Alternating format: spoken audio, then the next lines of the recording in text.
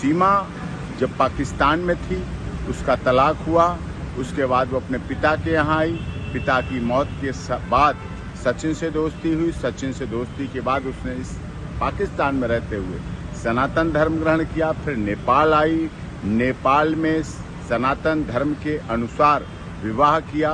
विवाह के बाद फिर पाकिस्तान गई, बच्चों को लेके नेपाल के रास्ते भारत आई। भारत में आकर फिर लीगली कन्वर्जन किया, हिंदू धर्म ग्रहण किया, जिसका हिंदू धर्म लीगल कन्वर्जन सर्टिफिकेट के आधार पर। उसके बाद पूरे रीति रिवाज परंपरा के साथ सप्तपदी फेरों के साथ विवाह हुआ। दूसरे वर्ष में जब उसने प्रवेश किया, विवाह के बाद से गर्भधारण हुआ भारत में।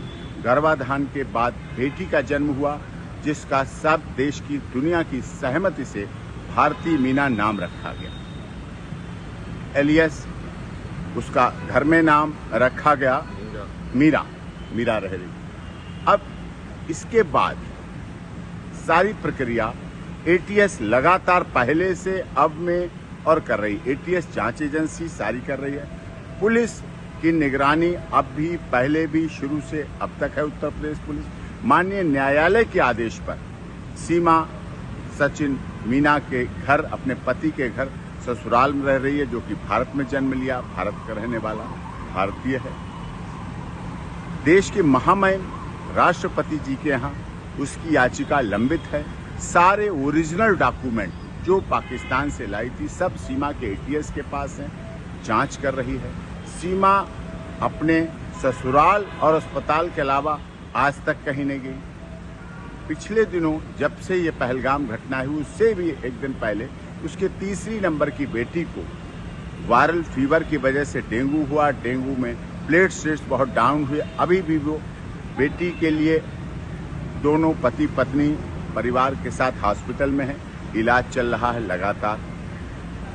नवजात बच्ची उनके साथ है भारत में बेटी। उसका सर्टिफिकेट उत्तर प्रदेश की माननीय सरकार ने जारी कर रखा है, बर्थ सर्टिफिकेट, और उसके आधार पर है, भारत में रह रही है।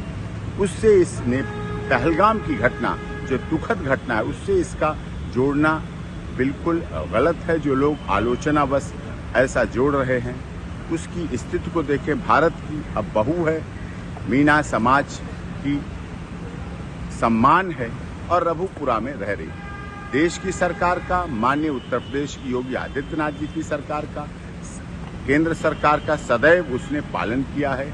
एटीएस की तमाम जांच में सदैव भाग लिया है। पूरी जांच प्रक्रिया चल रही है, चली है। उसमें कहीं कोई उसको गलत और उस तरह से कुछ भी अब तक कोई कुछ नहीं मिले हैं। इसलिए उसके साथ उस घटना से न जोड़कर उसके साथ सिंपैथेटिक, जियो जीने दो, हमदर्दी, मानवतावादी, मानवाधिकारों की रक्षा करने की बात होनी चाहिए।